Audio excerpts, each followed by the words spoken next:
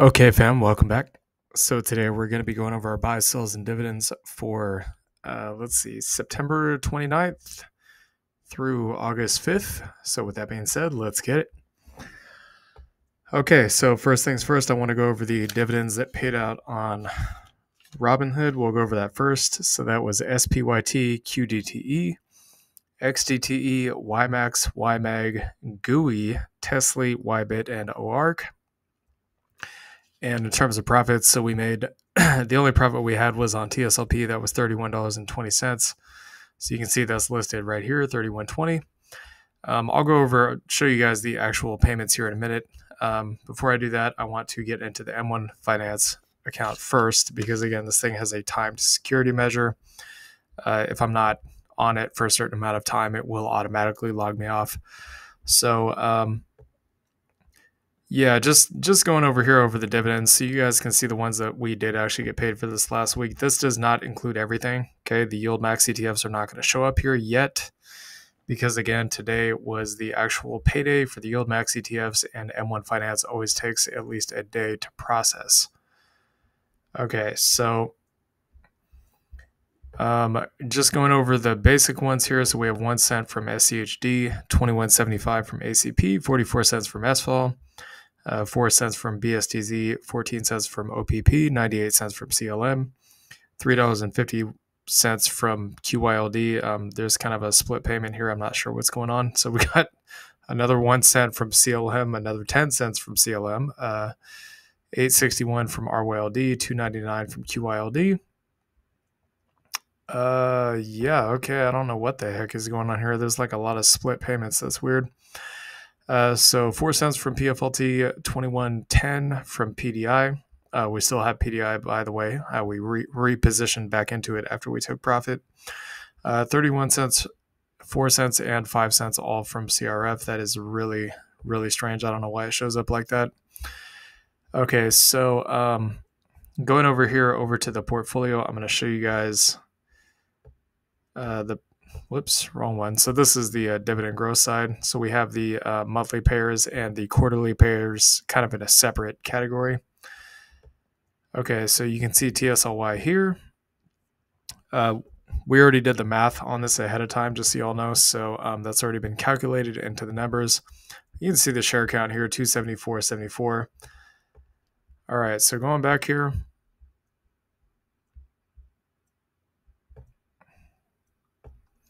So you can see we are positioned into ACP and PDI. Again, the respective share count should have been adjusted. So ACP should be somewhere around 290 shares, and PDI, I think, is somewhere around 70 shares or something like that. So we still have NVIDIA. You can see NVIDIA here, but that one did actually not pay this week. So the ones that did pay this week was, on this account, was basically Tesla and OARC. So the other one here is OARC. And then, of course, it would be the 18.71 shares times whatever the payout per share is.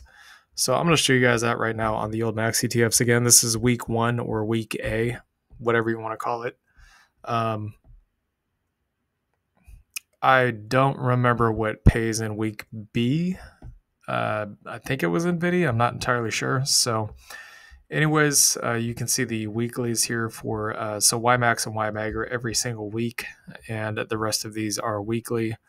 Again, you got $1.09 for Tesla, so that's kind of insane. YBIT, 79 cents. We don't have YBIT on M1 Finance. We only have that on Robinhood. And then the roughly about 41 cents from ORAC here. So going over those numbers from M1 Finance, the M1 Finance numbers are actually $368.58. In terms of the crypto positions, we're not going to show those in this video because, again, we just did our monthly videos. So you guys would have seen those positions. They have not changed in the day or two that you guys have been able to see it. I can promise you they have not changed. We have not bought or sold anything yet. So, yeah, that pretty much covers that. Let's see what else we got here. We got, let's see, the Robinhood portfolio, options, premiums, and also the Webull account. Okay, so I'm going to go over Webull real quick. So you can see we still have the 84 shares of OARC. Again, the Fed's getting ready to cut rates. We're going to have they are cutting rates, I should say. They're going to continue to. And then, of course, once the elections are over, the uncertainty piece for the markets will be gone. So theoretically, that should be the headwinds right now should become tailwinds after the elections, which theoretically should send the price of OARC to the moon, because again, OARC is kind of based on small caps, like RKK is based on small caps. And again, the Russell 2000 does, generally speaking, usually have the most bullish time for that index is somewhere between December to, I think, February or March of the following year. So yeah, if that's any indication, theoretically, this should be smashing to the moon right at the start of the year. So yeah, we're just kind of waiting to hold out to basically get out of this position here, move the money over for break even, move it over into the Robinhood portfolio, and then perhaps maybe buy back into this. So again, when it comes to the dividends, Webull does take a few days. I think it actually takes longer than M1 Finance. It just is what it is. I mean, every single brokerage you use is going to be a little bit different on these. It just depends on which one you use and the reasons why. So again, there is no actual posted payment date here, but we basically took the number of shares times the dividend per share and came up with that number here. So that's going to be that 84 shares times 0.408, which comes out to $34.29.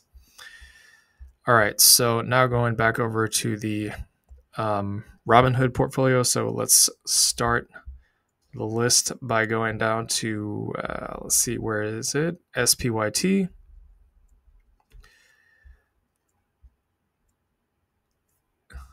And yeah, we definitely do want to get more shares of SPYT because this thing has actually been very, very good in terms of performance over time. I mean, we've had some craziness over this last year, especially in August. That was kind of ridiculous. I couldn't even believe my eyes when I saw it. I was like, okay, I don't know what the hell is going on, but why is the markets down 15% a month? The last time I saw this was during the 2020 dump, and I'm pretty sure the Rona hasn't come back. So what the hell is going on?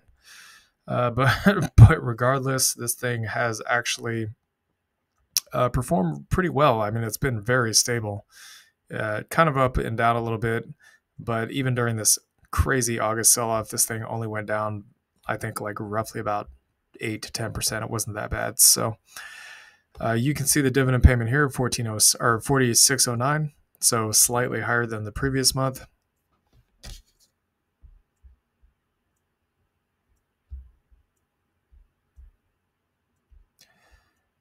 Okay, QDTE is the next one. I don't know if the shares that was added was actually that was recently added to this position has been reflected in the dividend payout or not. I'll have to go back and look at that, but you can see 2446 here.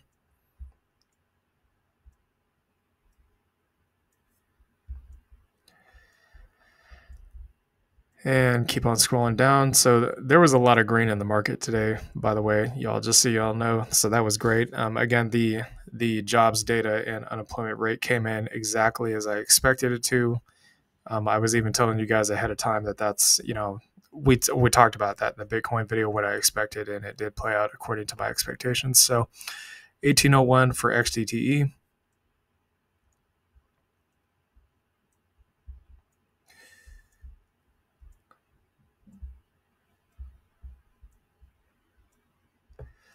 Okay, YMAX. This one's a little bit of a laggard in terms of total return. Again, part of the reason why I suspect that is because, again, we have these kind of temporary headwinds that will become tailwinds after the elections. Plus, crypto hasn't really started moonshining yet. So I suspect once it does, the price of this ETF is going to get lifted pretty hard. Okay, so 56.56, as you guys can see here.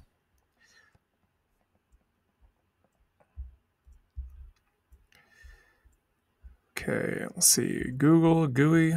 All right, so this one's been kind of a laggard. Again, I'm not too worried about it. Google will eventually have a comeback. It always does. So 25.58 here in terms of dividends. Yeah, for those of you guys that are in Tesla or anything Tesla related, I can't even say it. I think it's on the 10th of this month that they're having the whole robo-taxi thing. So that, I mean, if you guys are in Tesla, you might want to keep a lookout on for that. I may be a little wrong about the date, but I'm pretty sure it is on the 10th. That's going to be a big deal. So we'll just have to wait and see what happens there. But the price of Tesla itself actually looks quite bullish. So YMAG, this one has paid $39.75. You guys will have to excuse me. I am a little bit tired. Okay, so Tesla. This one has paid $31.83. I'm actually going to do OARC first here because this one is, hold on one second. Because this one is actually at the top of the list, whereas Tesla is kind of closer to the bottom. Okay, so going down here on OARC, you can see $34.13. And the last one that's going to be down here is going to be YBit. I'm not really sure why Coney and MSTY are going up and YBit's going down. I find that to be kind of a bit odd. I don't know if it's because of the dividend payment or what the deal is, but for some reason it has dropped where MSTY and Coney went up. So $86.78 as you can see here. Okay, so in terms of the dividends that were paid out on this portfolio is $363.19. Just so y'all know, I did manage to pull a squeeze out about $500 this week in futures. Again, it's not a lot, but I mean, if you just look at the price action. When it does something like this, it makes it very, very difficult to make money as a day trader, let alone making a lot of money. Okay, because it's mostly just going sideways. These days are very small, not real huge movers, 30, 40 points. That's not really a lot. The big winning days are something like this where you get just these stupid monstrous moves, 100 point, 150 point moves. But when it goes sideways like this and kind of chops around, it does make it a little difficult. Again, we're not putting that in this video because we want to have kind of a longer term probability of profit and success track record before we actually bring any day trading content to you guys. Just so if we teach this kind of thing in the future, you can have something reliable to go on. Okay, so that covers all that. So I'm going to go ahead and go over the options premiums now. And again, you guys can see that we have also a new position. So we have BITX. Again, this is the BitX. Shout out to, forgive me, I can't remember off the top of my head what your name is, but thank you for mentioning this in the comment section. So decided to take a position at BITX. Again, Bitcoin does actually look quite bullish right now, and there's good reason to believe from multiple different perspectives that Bitcoin is going to go to new all-time highs by the end of the year. It's supposed to go to all-time highs by the end of the year. That's usually what happens right after the elections in the election year. We're in the second year of the 3 green candles. We already talked about that. Headwinds become tailwinds after the elections. Bitcoin's in a bullish pattern. The RSI just had a breakout on the weekly. I mean, I could go on and on about this, but you guys know the reasons why we're pretty bullish on Bitcoin. So we got the BITX. Again, this and NVDL, if I'm not mistaken, I believe is actually 2x leverage, so it is a little bit more volatile than the actual underlines, which I'm not sure what the underline is for BITX. I know for what is it for YBit? I believe it's BITO. I think for BITX, it's the CME Bitcoin futures, if I'm not mistaken, which I do not trade Bitcoin on the CME. I only trade the indices, oil, and the metals, but some people do. So yeah, this thing is, I believe these are both 2x, but regardless, they are extremely volatile. So that's something to keep in mind. Okay, so in terms of options premiums, so opening date, again, this is NVDL, 10-3 cash secured put. Exit date was supposed to be 10-11, $190 in premiums. Got out early for $155, so that's basically a $35 profit. NVDL 10-4 cash secured put, which is today. The rest of these are going to be for today. Exit date 10-11, $175 in premiums times 1 contract. Got out for $144, so about $31 in profit. BITX cash secured put 10.4, exit date 10.11, $75 in premiums times one contract. Got out for 60, so 15 in profit. Soundhound 10.4 is the entry date. This is a covered call, and the exit date's going to be 12/20, right around Christmas time. Again, that kind of lines up with the Russell 2000 moonshotting to all-time highs, because again, that's usually the most bullish time of the year for the Russell is December to about Q1 of next year. And Soundhound is kind of a small cap. So 12/20/2024 exit date, $25 times 10 contracts, so 250 total. BITX again, cash secured put, exit date 10/11.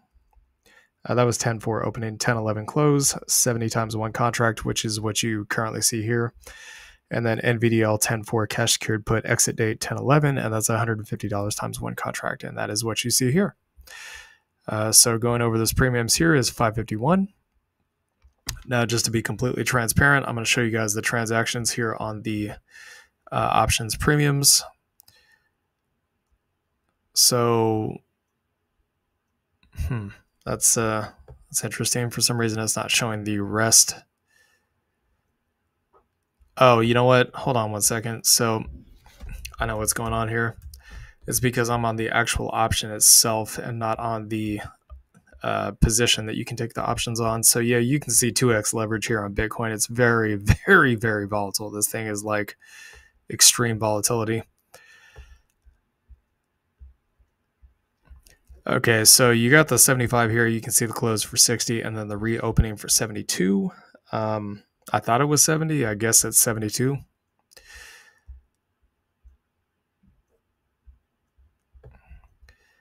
Okay, so NVDL, you can see here the 150. And if I go over to NVDL, I'll show you guys the different transactions here so you can see for yourself.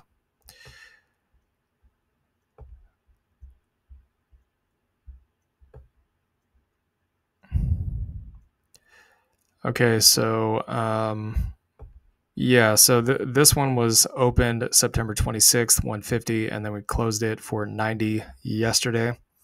You can see that right there, and then reopened another one immediately for 190 in premiums, closed it out for that $35 profit right there, opened another one here for 175, closed it out for the 31 in profit, and then opened another one for 150 before the close of the market session today. Again, the reason why we opened these on Friday instead of on Monday, and there is kind of a trick to this, is because when you open, I could be wrong about this, but I'm pretty sure this is correct. So when you open a cash secured put or a covered call right before the weekend, the theta decay, the time decay, eats away at the cost of the contract, which makes it cheaper to close at a profit come trading day on Monday. And if you're doing weekly options on these, that's 2 days out of that 7 days gone right there. That, again, makes the contract cheaper to buy back before the expiration, literally by doing nothing when the market's closed and you can't even do anything about it anyways. So in terms of the total amount that was made this week, it is $1,348.26. Again, this does not include the money that was made from trading in the futures markets. So anyways, hope you all enjoyed this content. Please like, comment, and subscribe, and I'll see y'all later. Peace.